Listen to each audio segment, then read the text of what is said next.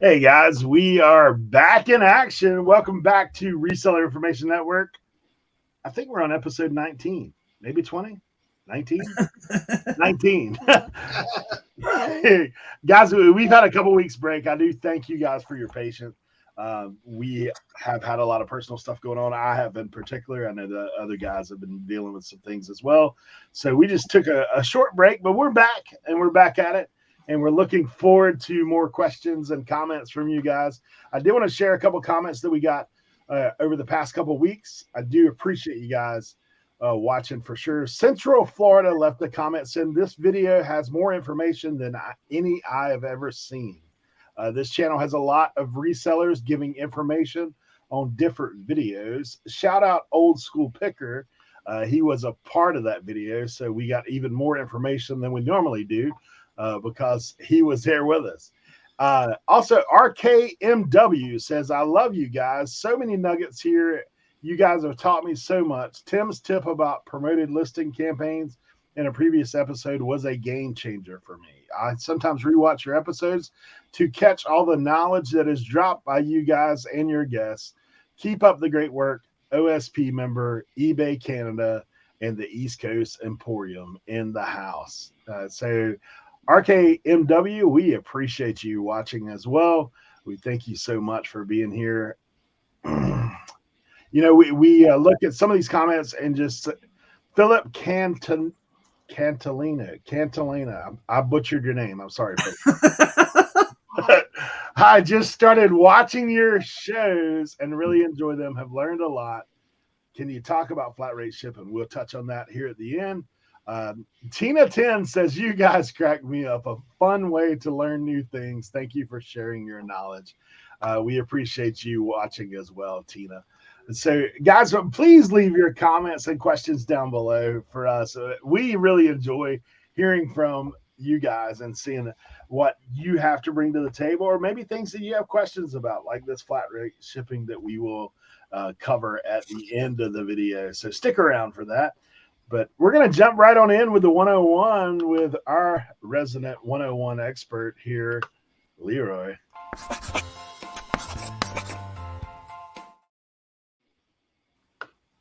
Leroy. What is going on, everybody? So I've been thinking, I'm like, what am I going to do for the 101?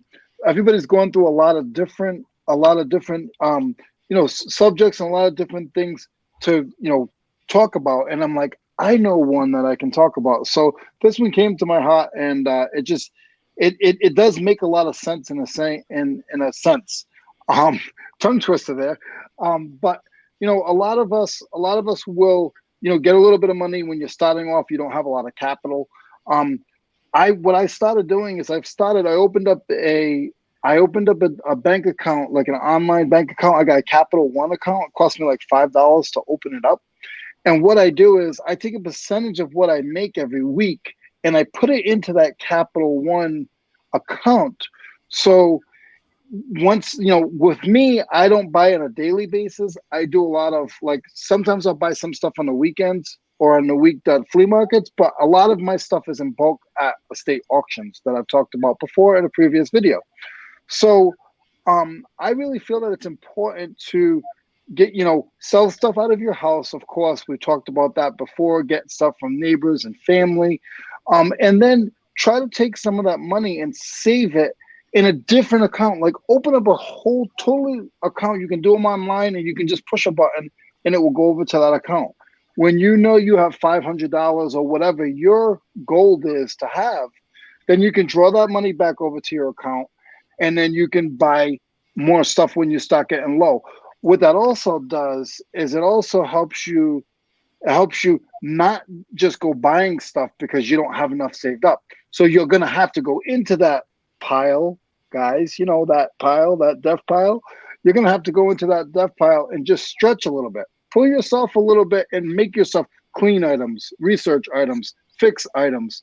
We just push that stuff aside, and then you're at a yard sale or a flea market, or you're giving it away because you don't want to put the time into it. And sometimes you need to just put your head down and get that stuff listed. So doing something like saving up to a certain amount of money will help you get into that death pile that you normally wouldn't go into because you always have money available. So put the money aside. Like I said, I use Capital One. I think it cost me like $5. I have like 5 accounts with Capital One, and just a little bit in each one. And I have one that's set up just for sourcing. So I just think that's really, really important, guys, to make sure that you put it aside, and that helps you go into that death pile. That helps you get in bulk, and then you're not buying stuff that you shouldn't buy. So issues like that. So if you guys, if any of you guys in the panel, if any of you guys have anything to say on top of that, I'm all set. But hopefully that helps some of you guys. And back to you, Eric. Hey, I will tell you something on top of that. Honestly, me and Leroy need to talk because Chime Bank account, which is something I use as an extra account, actually is free checking, zero money put out. And they actually have you get an instant credit line on the back side of it that you do have to repay, but no interest on that credit line. They do give you I think it's maybe even a month leniency on the back side of that, and it's free. It integrates with eBay if you want to. How much is the Chime? How much is the credit line? $200. Yeah, I'll send you a link, Tim. It's down below. Yeah, I know. I'm curious. I'm always looking. I actually have used Chime quite a bit, and it is one of those things because sometimes you hit a rough patch, right? Like everybody does. Or sometimes you may have something you have to. I don't really, when you get more stable and you are able to get a credit card that you can use that you earn points and that kind of stuff for business. I've been self-employed for a long time, even prior to reselling. So I've usually kept one of those type of cards where I could charge my monthly bills and then just repay it, earn the extra 1.5%, 2% cash back.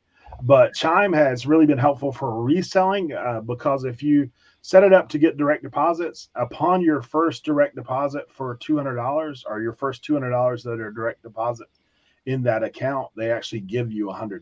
So it is an affiliate program as well. If you share that link with other people, then if they get a deposit, you get a deposit. Just initially, first time out. But Chime is zero charge.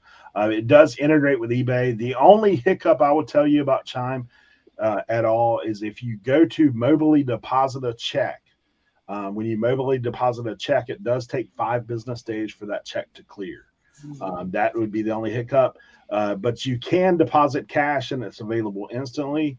You can also use free ATMs at like Walgreens, 7-Eleven, numerous places like that. So that's one of those things. And if you on your credit line, it works with your Chime card, your debit card, Visa, MasterCard, or whatever it is. And you can actually use that anywhere.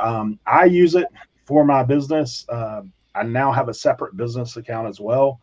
But Chime is something I've used, to go get cash from the ATM at, or right at the cash register, 7-Eleven, Walgreens, Walmart, all those places you can do that at no fee. So that's just an extra. You can use whatever bank you want. We're not, putting one over the other. But I know for me, the reason I went to Chime initially was because during COVID, my bank, you had to make an appointment. And I needed to open a second account for my eBay, and they wouldn't let me. So I was like, because I had to wait, get put on a waiting list and all this stuff. So I was like, you know what? I'm going to check out Chime. It's online and everything's online. I have an app. I can move money back and forth and all that kind of stuff with. So check it out. There's a link down below. Next up, we're going to go ahead and jump in with Cernoch and find out what's trending.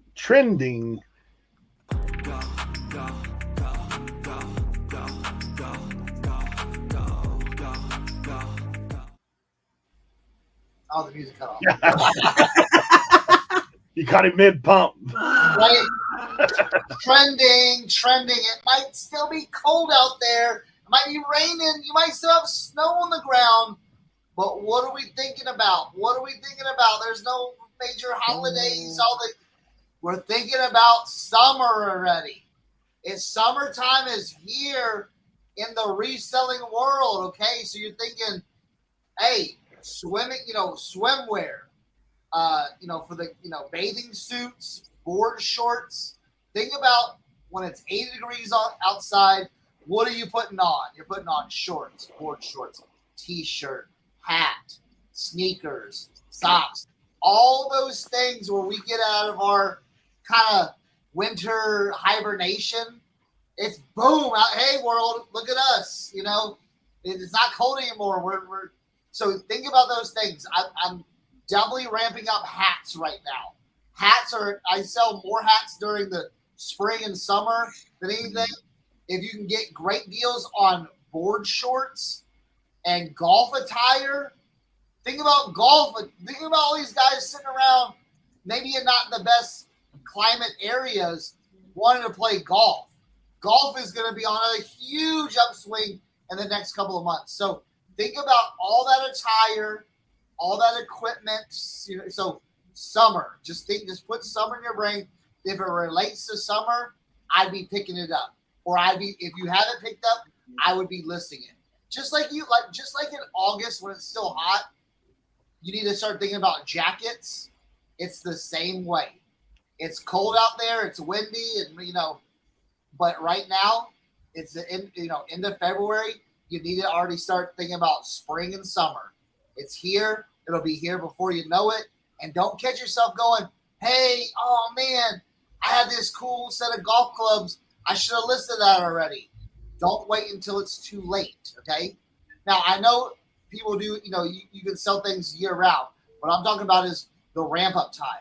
You want to get all these things listed so it's there. So when people are going to eBay or going to your platforms to finally search for it, guess what? Ding, ding, I'm here waiting for you. I'm just waiting for you. Because I always say, I was talking to someone yesterday. We say, well, maybe the right person hasn't looked for it yet, okay? But here's a little caveat to that. That person's been looking for it. You just haven't listed it yet. They're waiting for you to list that item so they can buy it. They've got an eBay tracking. They got it where they can send a notification if something matches their search or something like that. Just think about it. You might be having something that's sitting there right now that someone's like, man, I've been looking forever for this. And when yours pops up, that's what's going to be it. So trending. Think just summer. Think summer. But just think about shoes. Think about clothing. Think about equipment. Think about sports. Think about all those things. Last thing on trending, I know we have a lot of sports heads. Baseball season's right around the corner. Baseball, I was looking at it. Now listen, we do have some football seasons. We have the XFL and USFL starting, but those are tiny leagues that don't really have that big command of fans yet. But guess what? Baseball fans, they've been 200 years, 200 years. You know what I'm saying? So definitely start listing all your baseball stuff right now, because guess what? I always say it. At the beginning of the season, all the teams are evenly matched. And all the teams have a chance to make the playoffs or win the World Series. You always have your team. All right, you tell me there's a chance? Yeah, we have a 0-0 record. Yeah, all right, I'm a fan. Now, some of those fans might only last 3 months. I see that north of us sometimes. You go to Baltimore. You know what I'm saying? The Baltimore Orioles are sometimes, But hey, listen, I sell Baltimore Orioles all the time. I find it. So if you have baseball, list it and get it listed. If you see summer, already start thinking about summer. So that's what's trending here at Cernoch's Connection. Wait a minute. So people don't just come by your house and say, hey, can you look in your death pile and see if you've got Oriole stuff? Like every once in a while I'll have look at your, but that's only for my local people. But yeah, right. Dude, again, eBay's got millions and millions of buyers. They're just waiting for you to list that one item. And they've already got it saved in the search. They have a saved search. When your item pops up, that might be the item they buy. So yeah. You never know. That's for sure. Hey, we're going to go ahead and jump in with deep dive with over the years.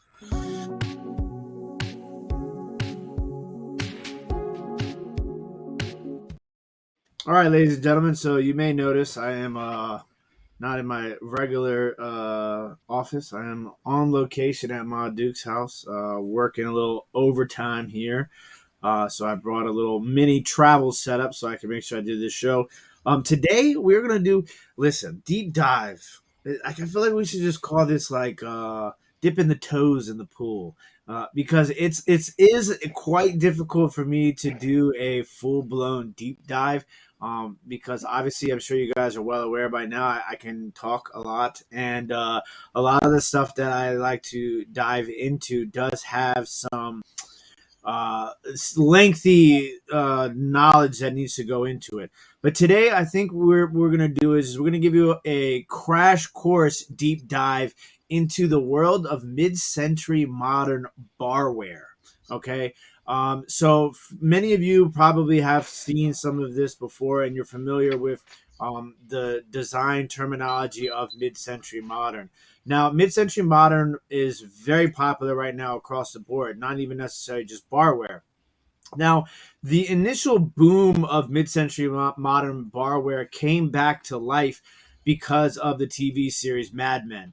Now, when Mad Men came out, it really like boomed this whole decor purpose of mid-century modern barware. But it's been long lasting, which is it's not necessarily a fad or a trend. It's really become popular amongst the world of design and functionality. Because with mid-century modern barware, it's something that is not just designed; it can be used functionally. And a lot of times, right now in today's society, people are throwing little drinking parties and get-togethers and gatherings and stuff like that. My wife, shout out to Josie, she's absolutely in love with mid-century modern barware.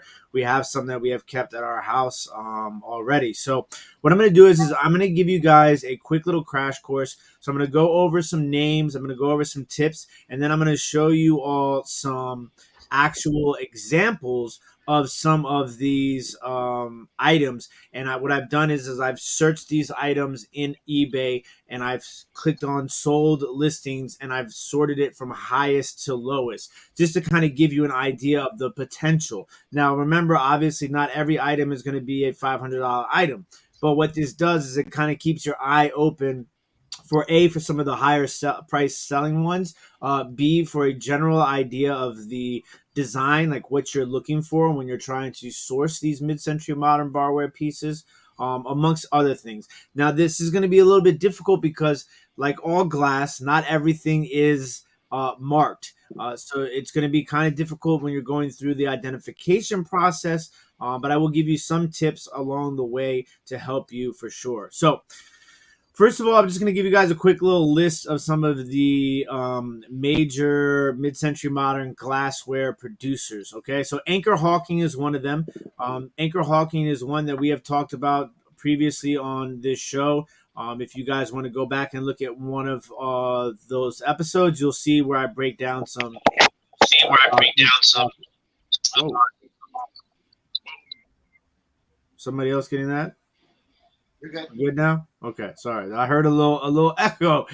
So Anchor Hawking, and then next up is going to be Dorothy Thorpe. So Dorothy Thorpe is it's not a glass maker, but she was a glass designer. She also designed dinnerware, as well as elegant glass for companies such as Heisey and Tiffin. So she's more of a designer, but we'll talk about a little bit of the Dorothy Thorpe style and some examples and why she became so popular. One of the companies that you'll probably find more often than others outside of the basics like Anchor Hawking, Hazel Atlas is going to be Culver Glass. They are very well known and very popular. You will see those glasswares a lot more often than some of these other companies.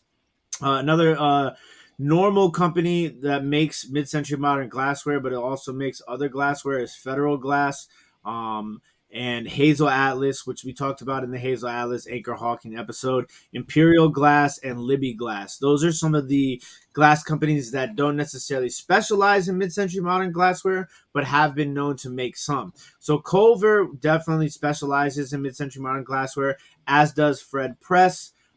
George Briard. I always say George's Briard because there's an S on the end of George.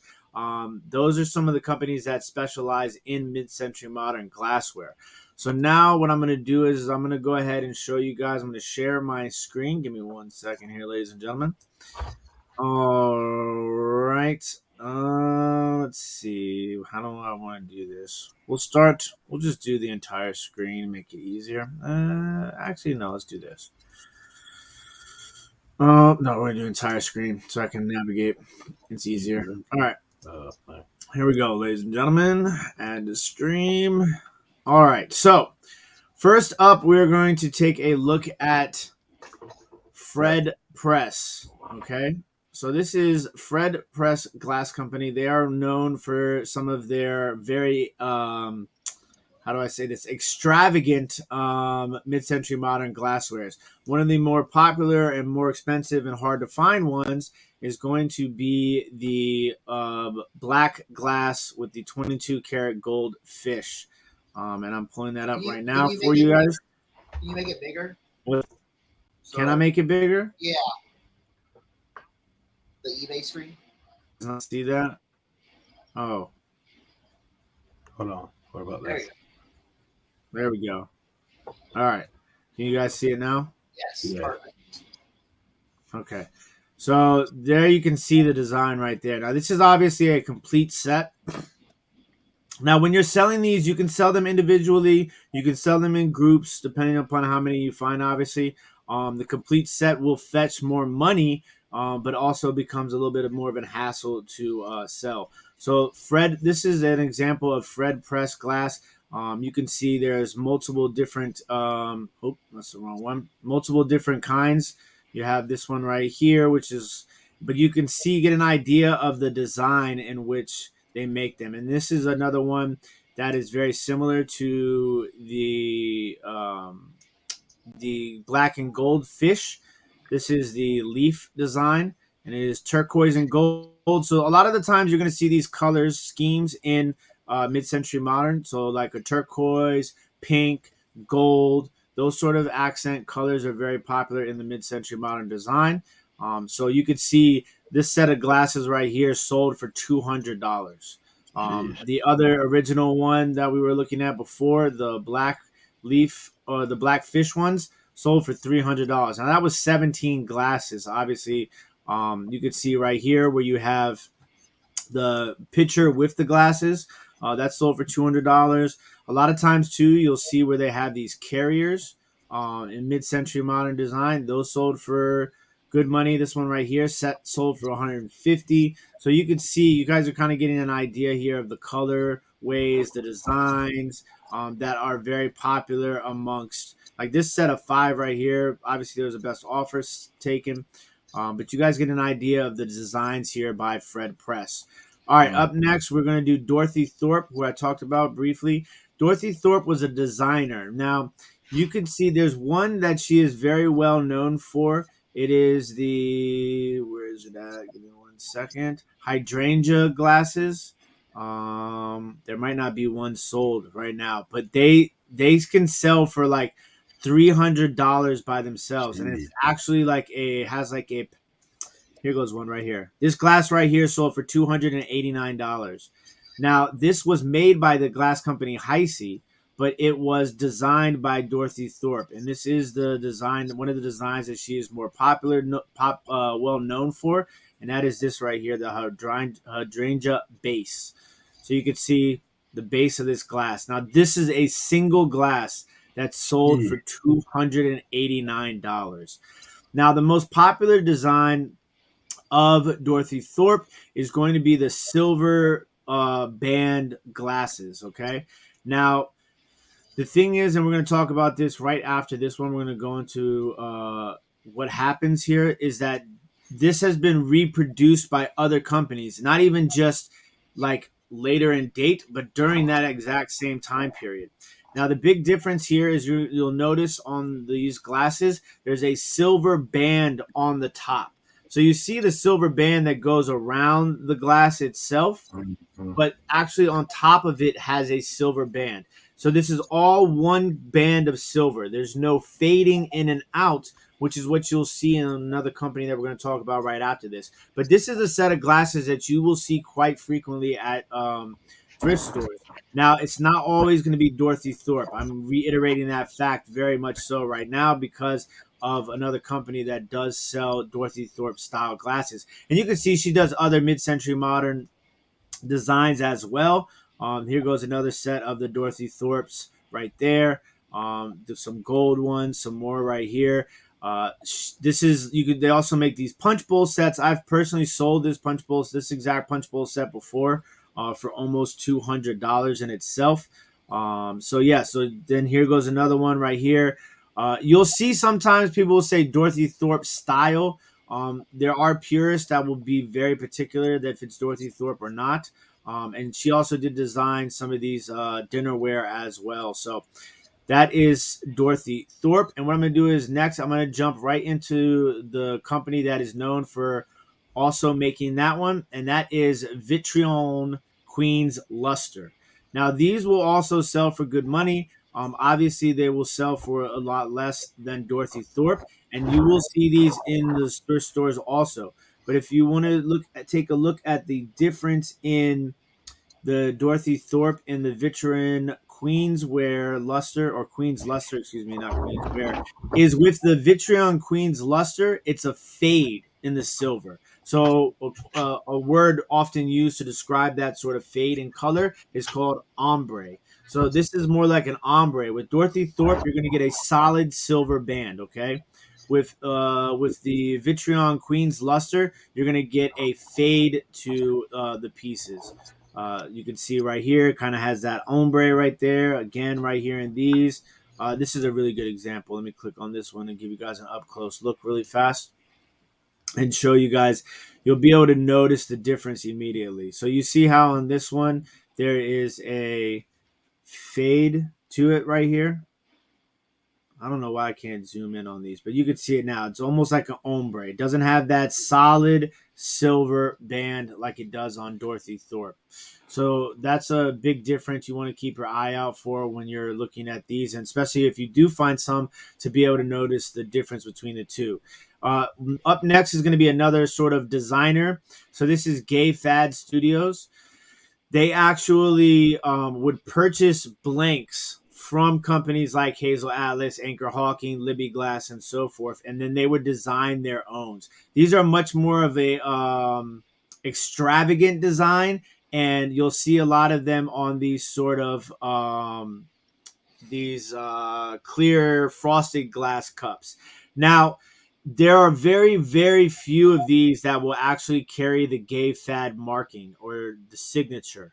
A lot of times, like I said, you'll notice that people will put in the listings the actual company that the glass has on the bottom of the glass will be marked Federal Glass, but then these are designs done by Gay Fad. And you can see these are very extravagantly done mid-century modern glasses. This set right here sold for $175. I mean, we're talking about can possibly be some huge money. You can see here, I'm assuming these probably sold closer to around 300 than 500. These are also very rare, but this is that sort of mid-century modern frosted glass style right here, and you can see when it's a frosted glass, it has this more of a milky look to it than the clear glass that you're normally used to seeing. But you can see right here in the bottom right hand of the glass, you can see it has a signature. So if you see the Gay Fad signature, it's even obviously a instant pickup. But just remember that it might not always have a signature. These used to come with paper stickers that now have obviously fallen off over the years. You could see some Christmas glasses right here, and once again the common theme here is going to be that a lot of that gold, a lot of the color, and then you'll see once again turquoise right here, those sort of mid-century modern designs sets, and they will come in all different sizes of glasses. Now these cocktail sets came in highballs, they came in on the rocks glasses, they came in decanters, martini shakers, all different shapes and sizes. So that's definitely one to keep a lookout for. This right here is George's Briard. I have personally sold these glasses right here. This is one of the most popular brands. Now, people will debate whether these are Georges Briard or Culver glass or another one. But if you ever see these poison glasses, definitely 100% pick them up. I have sold this set before myself personally. They do bring absolutely insane money. I'd imagine this probably sold for closer to $300. Georges Briard will also carry a signature on the glasses. Um, that one will be easy for you to find. You can see here more glasses, more poison glasses. Now you'll see here Georges Briard and Culver. A lot of times you'll see the question mark next to Georges Briard. It's hard to do identification on a lot of these. So what you'll want to do is you'll want to do some cross-referencing. Probably use a website like Replacements to do some cross-referencing to kind of identify the pattern and the maker. If it does not carry the actual signature. But you guys can see these stuff is selling for hundreds and hundreds of dollars on Georges Briard amongst all these other ones. Now, this one is ode to Cernoch in West Virginia. This Hey, is what is called Blendo glass, okay? This was made by West Virginia Glass Company. Uh, these will carry very, very bright colors. Now, this is not going to be as expensive, except for some of these rarer colorways, but they are very popular because people will use these. This is probably the colorway that you'll see more often outside of those extensive color block ones. Is these sort of normal ones right here. Now, these were also made by Anchor Hawking and Libby Glass, also made versions of Blendo glass, but they once again call this Blendo glass because of the way that the color blends in. This is a really cool one because it comes with this sort of caddy that carries all of the glasses with it. You can see an up top view right there. But very, very cool. You will find this stuff in the store. Now you can mix and match sets. You can try and sell them individually and so forth. But Blendo glass is another one that became very popular. You can see they have martini shakers. They have all different types of chip and dip sets. But these like super crazy colorways, I mean, they're so rad. If you find those can be worth a lot of money. So that is Blendo glass. Up next, I just wanted to give you a quick example of one of the more popular Hazel Atlas ones. These is called Dancing Elephants or Elephants. There's a couple of different sets, but these can sell upwards of $250, especially if you have the shaker. Set of 8 glasses right here sold for $200. I'm just going to give you guys a quick little up close look at some of this pattern so you guys can have an idea of what it is.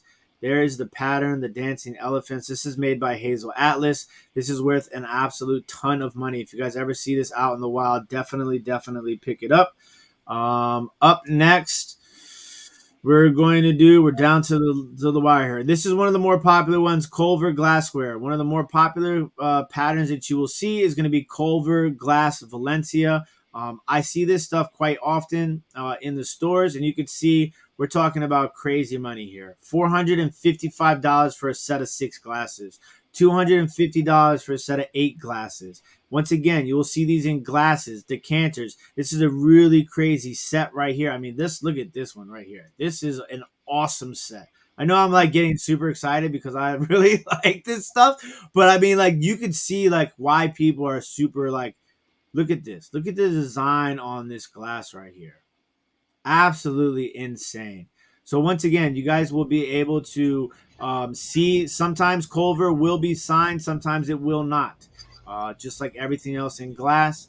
And then last couple ones are going to be some of the more well-known names. This is Anchor Hawking. They also we went over some of their stuff. They also did dabble in some mid-century modern designs, such as this one right here, the futuristic set.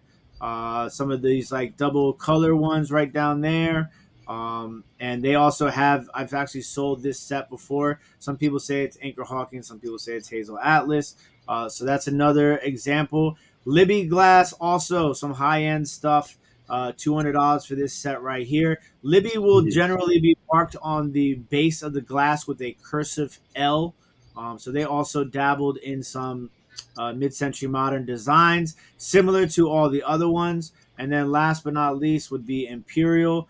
They also did very similar gold stuff, also known as Hollywood Regency. I've always butchered that word. And very similar to Culver style in the gold sort of design right here. But that's one of the more popular Imperial glass designs. And ladies and gentlemen, that is a wrap on that. Sorry if that was long winded. I tried to get through it as fast as possible. Nah, that's good. There's tons of money in that stuff, and it sells. It's not like a fad. It will always sell.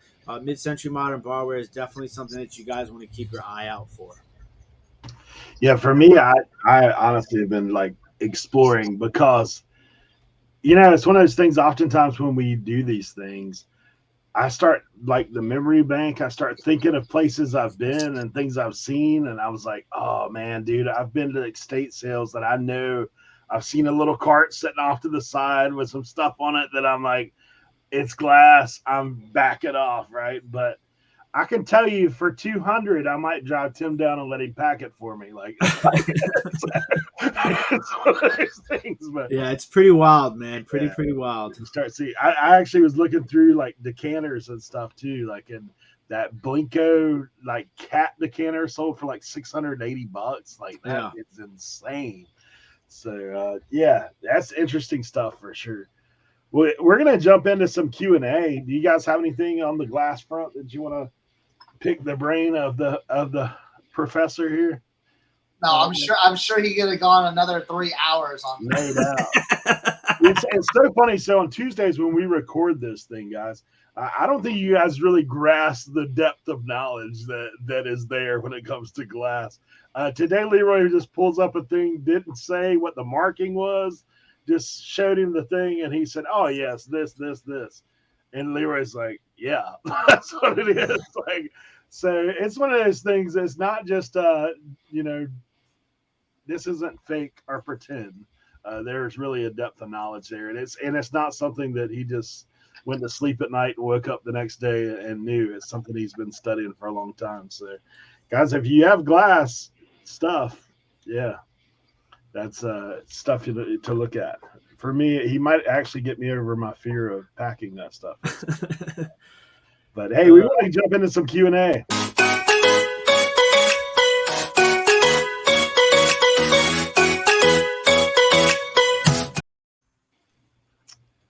All right.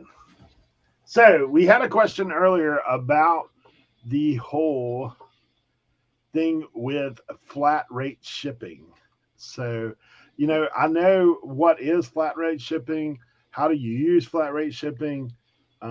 Let's talk a little bit about it. So, Leroy, what are you on the flat rate shipping front? Not sure if you guys can hear me. I've been having a little bit of issues. But I believe you guys can hear me. So with me, I actually use a lot of flat rate shipping. I use a lot of the padded flat rate envelopes.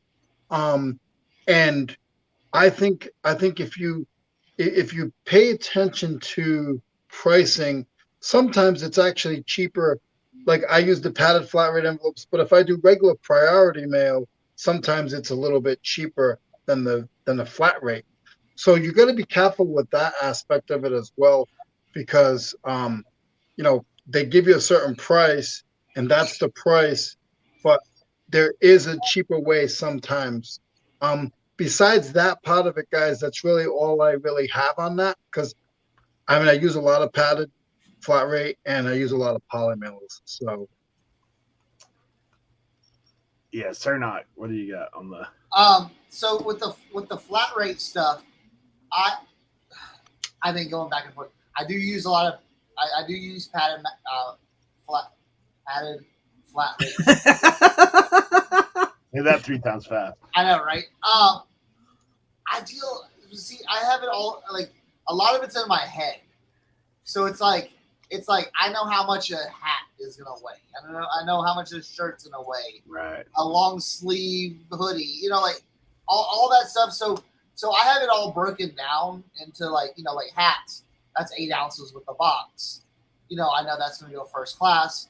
So when I do shipping, I don't do free shipping. I'll do $4.99 free ship or $4.99 shipping to cover that. I've been going up a little bit in my shipping prices because shipping's been going up, so sometimes like what would it cost $4.99 to send, I'm starting to bump it up to $5.99 now. And now the one thing I do or don't do flat rate shipping on is anything over 3 pounds now. Anything over 3 pounds, I do calculated because I live on the East Coast and things going to West Coast can get really expensive in that 4, 5, 6, 7, 8 pound range. Say you have a heavy pair of boots. Well, guess what? Shipping that to Virginia or Delaware or New York, that's going to be $8, $9.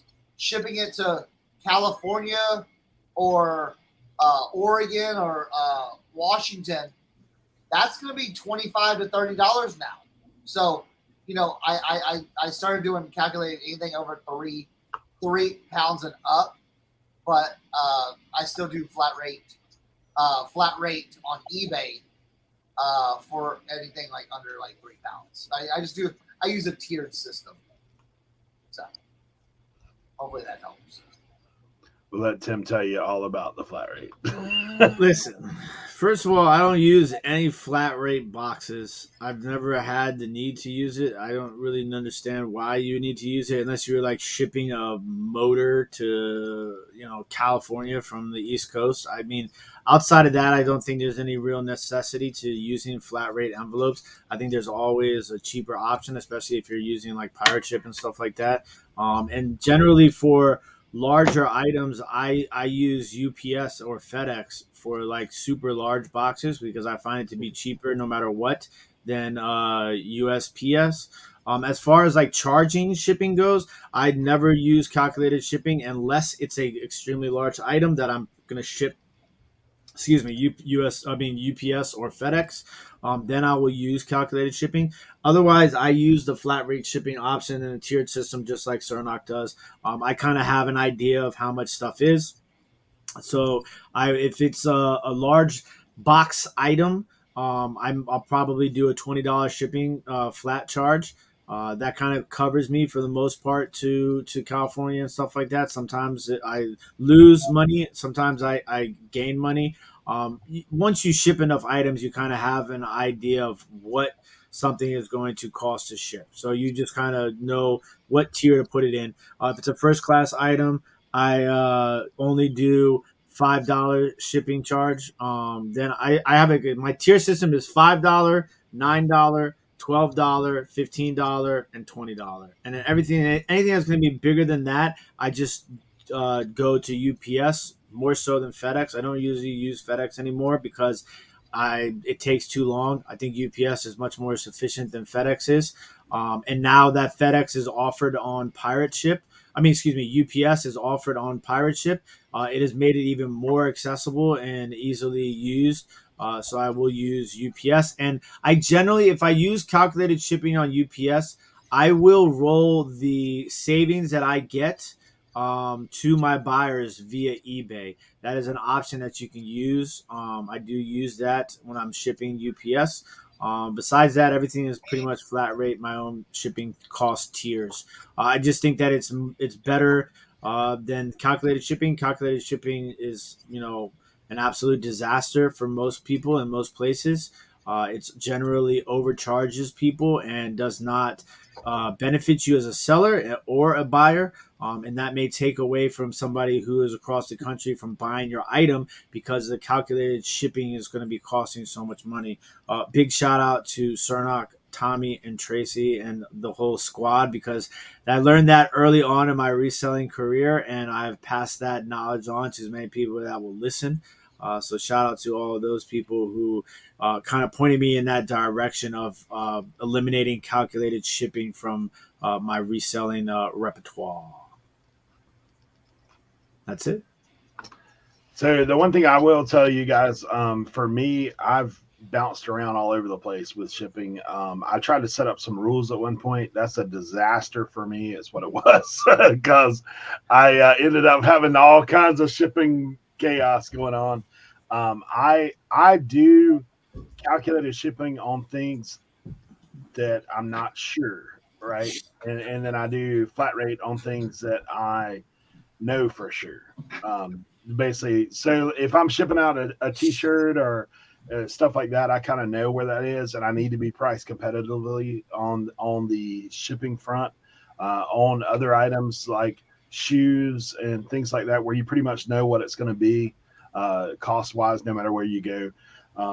If there is flat rate envelope available, if that's something like where I've got a sweater or something, I know it's hitting above that £1, I'll go ahead and put the price. I just do a flat $9 because it's not going to cost me more than that to put it in a flat rate envelope. But other things like I use calculated more. I will forewarn you, when you're brand new starting out, it might be a good idea to get a gauge on what you're selling. Like Cernoch said, it's in the memory bank. Tim has had time. It's in the memory bank. So you might want to, don't screw yourself up on shipping. If you're talking under £1, the most you would probably pay is around $6. But if you're talking over £1, that can swing drastically. Let me add something really quick because you just reminded me of what you were saying. Is that one of the things that you can do that's a great tool to use is in pirate ship there is a get rates option. So like say you're doing your listing and you want to you're doing flat rate shipping, you have an idea of the weights and the size of the boxes you want to do, and you could put together a rough estimate, put it in the pirate ship in the rates section, and pick the farthest area code away from you, and then it'll give you a price. So then you kind of have an idea of what price bracket to put it in. So that's definitely a quick little tip based upon what Eric's saying to kind of not screw yourself over in shipping until you kind of get really comfortable with it. Do some practice runs after you're done listing, put it on the scale, put the dimensions and the weight into pirate ship, get an idea of what the cost is going to be. Yeah, I mean, and that's one of the things, we probably get as many questions about shipping as anything, because honestly, shipping when you're a beginner is intimidating to a degree. I know for me, I have paid to ship stuff for people before. Like I've literally said, here's your free item, and I'm going to send an extra $2 along with it just for fun. Like, because I didn't, when I was listing the item, eBay will default you to 7x4x4. Obviously, that's not the measurement of everything that you sell. So make sure you get an accurate measurement. Anything over a certain cubic inch, it's going to push you up.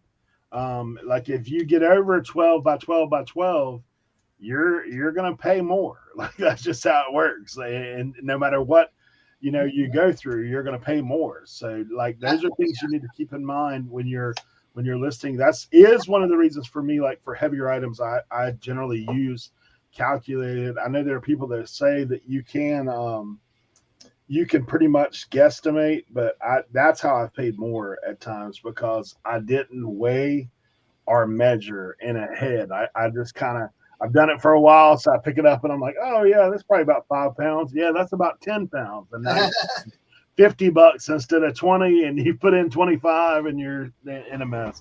So when you get started, the best suggestion is like Tim said, weigh and measure your items. Like, and if you're talking about your item, the shipping, FedEx, UPS, even USPS, what they're going to do is they're going to tell you that proper packing is to have 2 inches on either side. Like if you have to file an insurance claim, that's one of the things they talk about. Yeah. So just make sure if you've got an measurement and it's 10 inches, it's now 14 inches. It's not the same as what you want to just figure a little, just protect yourself out of the front, and then it'll pay off down in the end.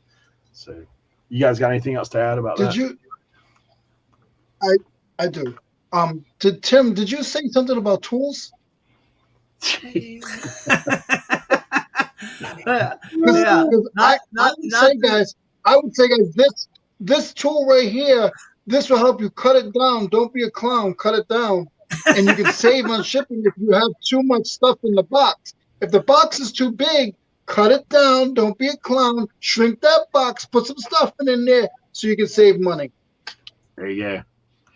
Hey, and I will tell you, when it comes to shipping and getting close to that 12 by 12 by 12, I do that. I do that. I'm even like with the weight front. I'm like, okay, like we're right at a pound. Like maybe take a little stuffing out of that thing, cut a little cardboard off that thing. Whatever you got to do, get it under the pound, so you can ship it a little cheaper.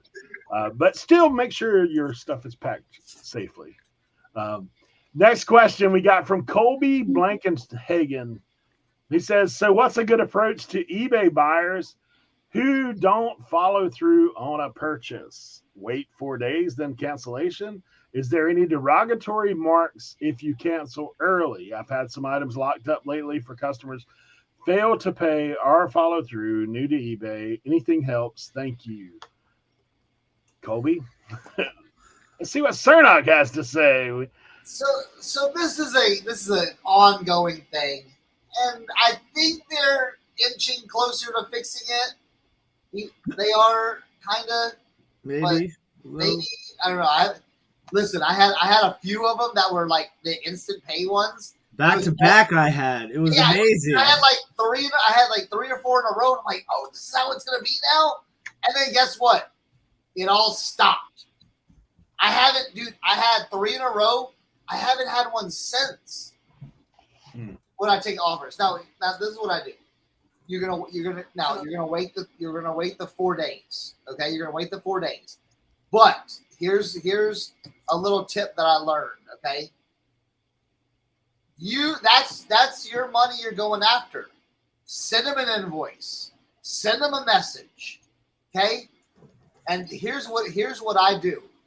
You send them a message. You send them an invoice. You boom, boom, boom. You keep hitting them with these invoices and messages. If they're day 2 or 3, if they haven't responded back to you, now it can be a little tricky. I'll go ahead and relist the item. Okay, if I haven't heard back from the person in 3 days, I'm like, you know what? I'm gonna relist the item so it can get into the eBay traction and everything like that, and then see what happens. Now I've had it where on the 4th day they buy it, and I'll go in and take it down. Now, here's the thing. You do run the risk of selling it again. So you have to be like, well, hey, was this a hot item? Or was this a item that's been sitting there forever that finally got sold? Well, maybe I can relist it again. So just take your chances on that. You can relist, earlier, and then just, when they cancel, they go away. But, just use your best ever. But, hey, use invoice and send them. I'll tell you a secret. Here's the secret. Sometimes all you gotta do is just type a payment and then 3 to 5 question marks after that.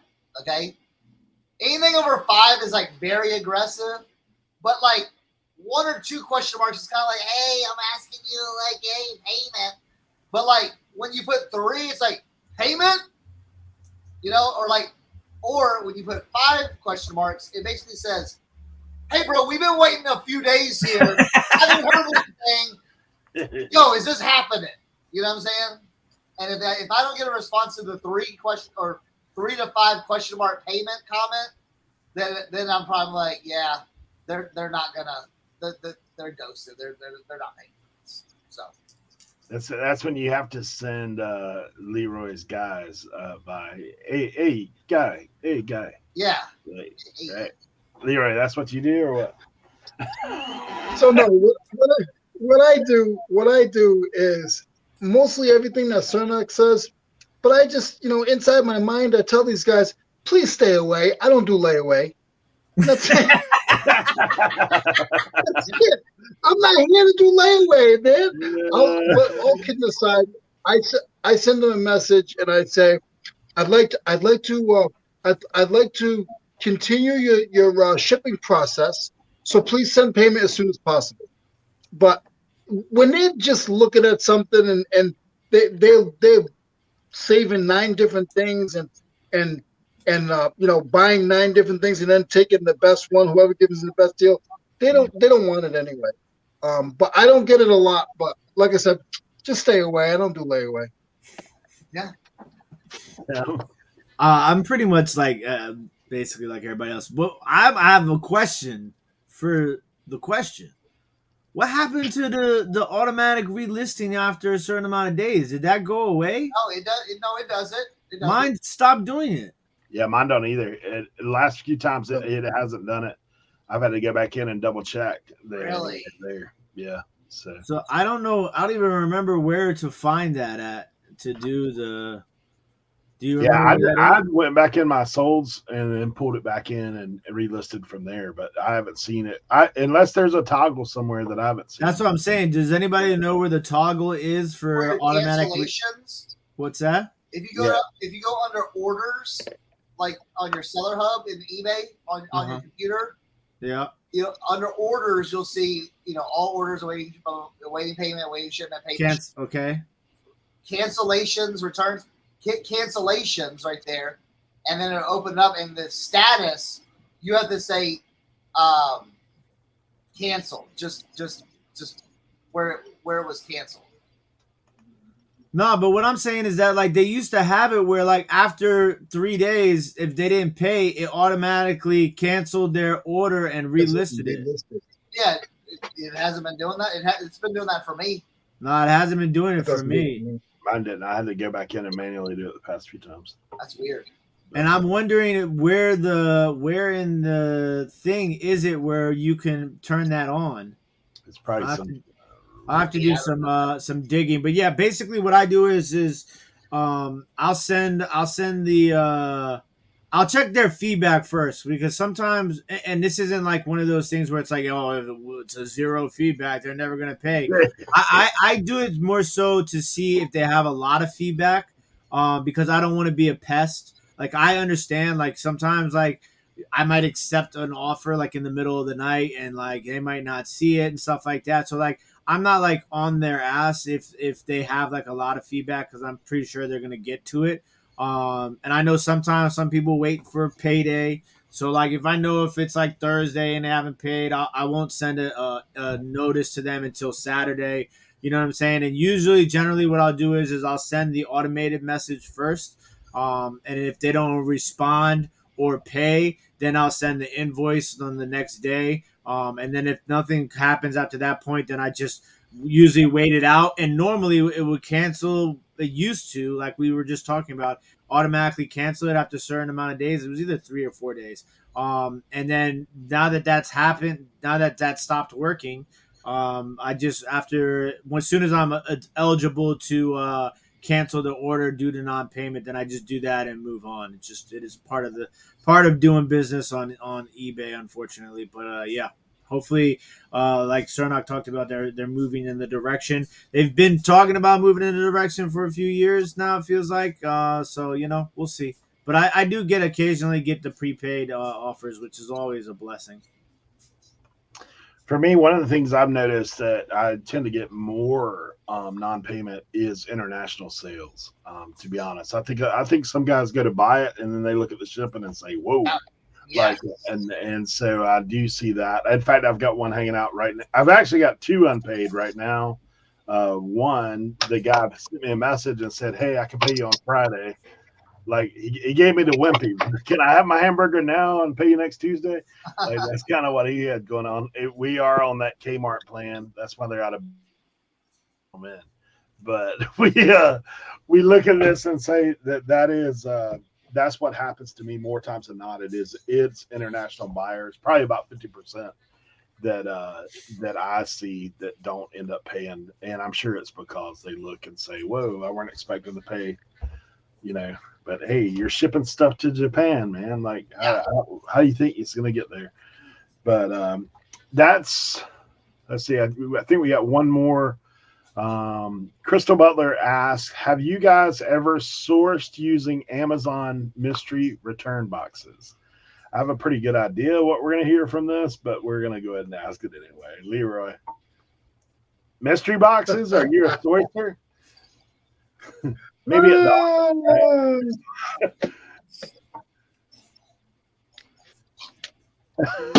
No. Cernoch? Hold on, my dogs are getting a little. Yeah. No, that's a gamble. I'd rather get on FanDuel and try a 5-leg parlay on the basketball games. I mean, like that stuff is. Listen, I don't want to knock anybody's hustle. If that's what you do, then you know what I'm Yeah. saying, and you do it well, then hey, man, more power to you. But for me, that's just not in my business plan. It's not my cup of tea. I feel like it's more hassle than it is worth it. Like, why I want a whole big old pallet of stuff that ain't nobody else wants sitting around my house?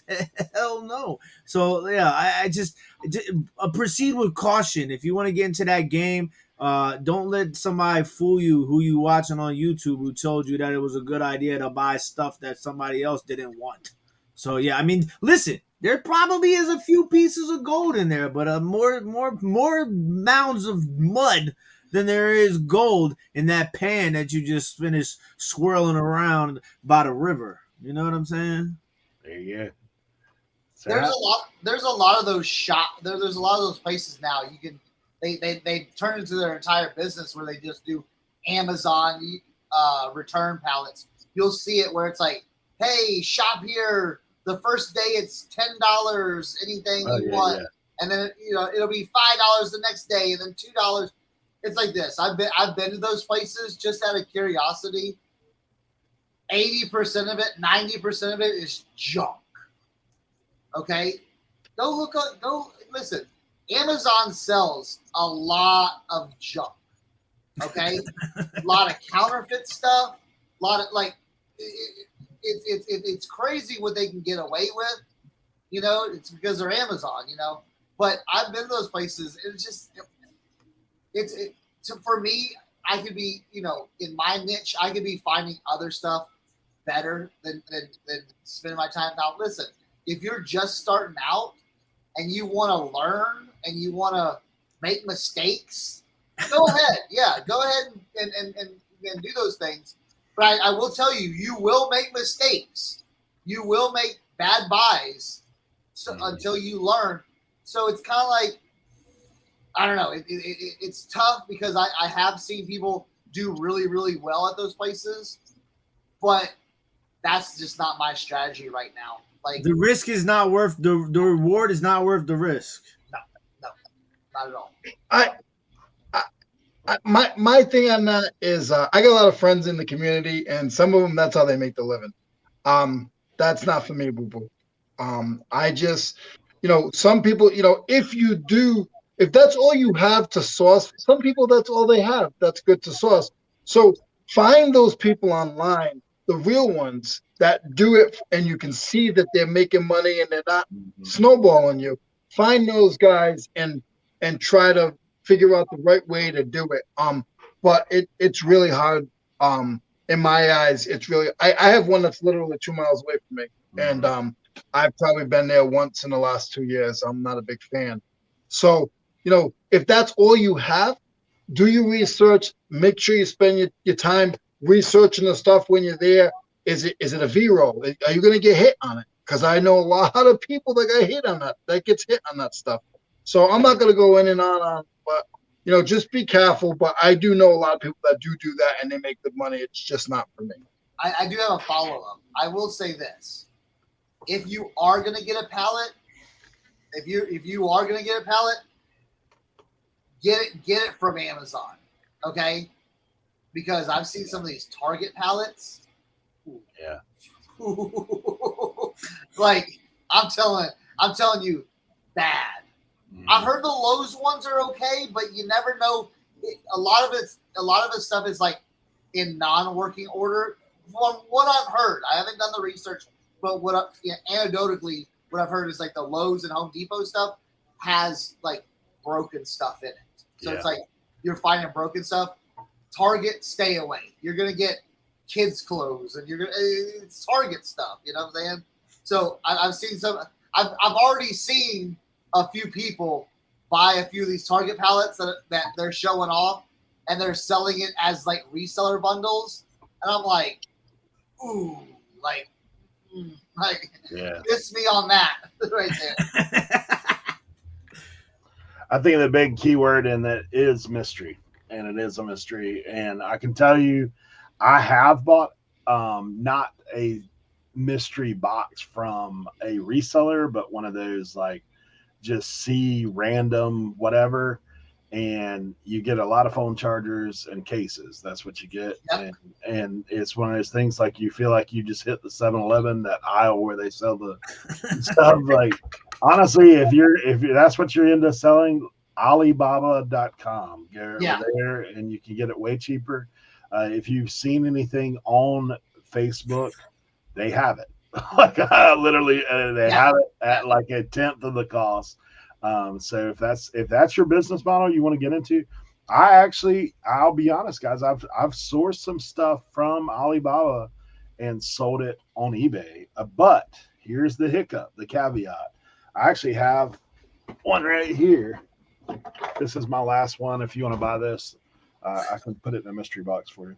But this is, look at it. It looks like Apple, right? But it's really Snapple, and it has they work. They're okay. they work. They're okay. I bought these for about $2 a unit, and I sold through about maybe 20 of them, and then eBay kicked them off. So be aware. Like that's what's going to happen. When you get into some of that mystery box stuff, it may not be sellable. It may not be stuff. If you want to take a risk, it's like everything else though with sourcing. We've talked about sourcing on numerous occasions.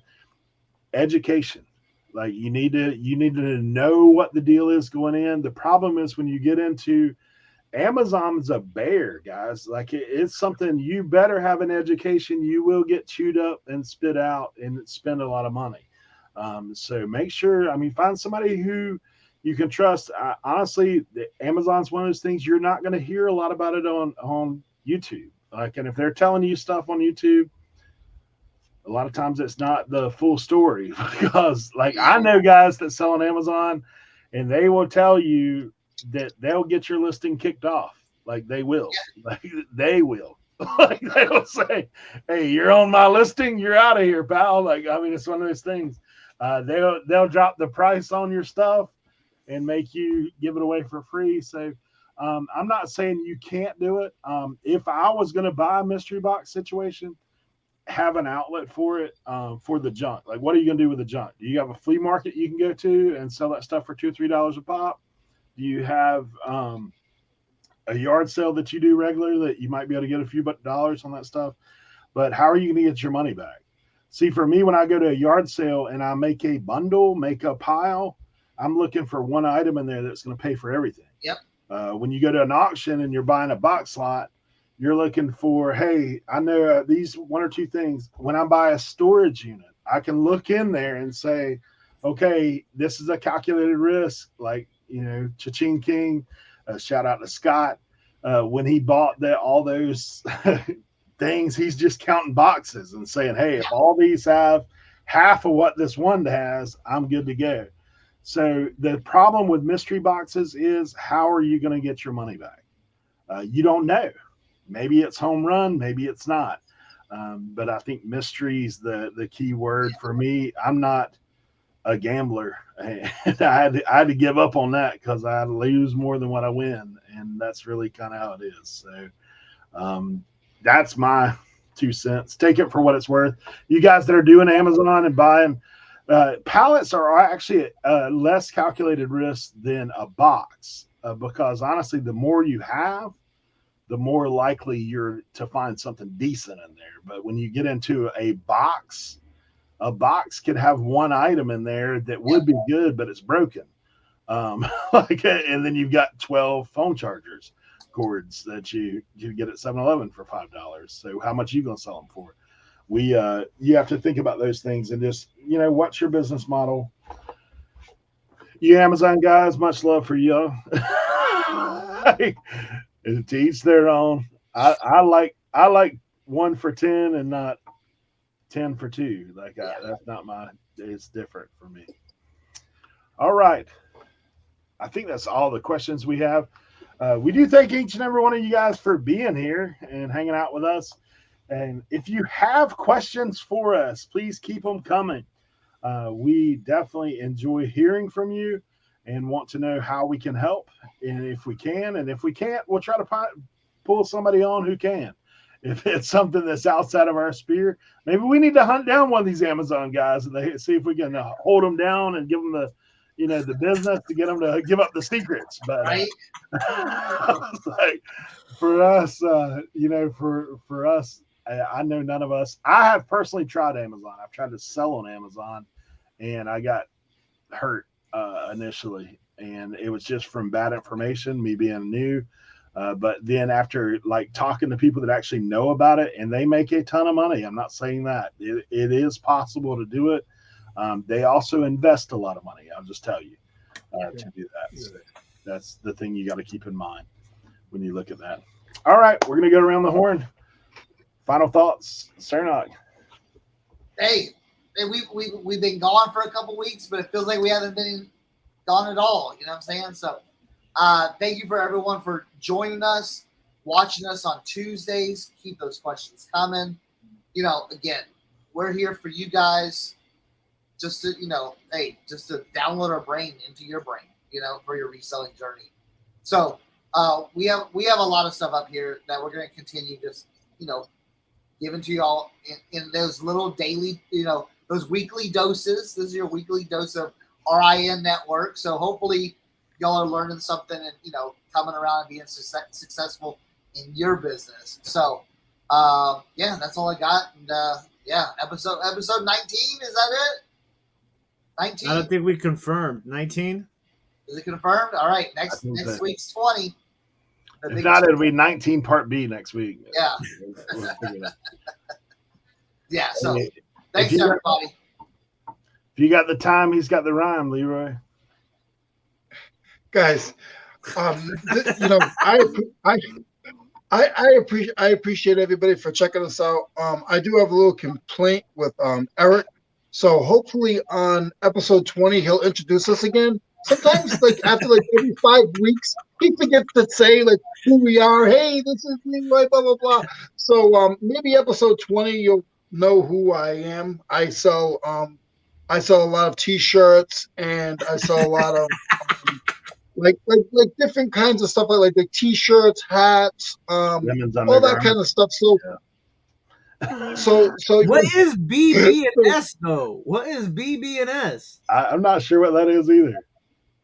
Not sure either. But listen, guys, I appreciate Big, Bad, and Stinky.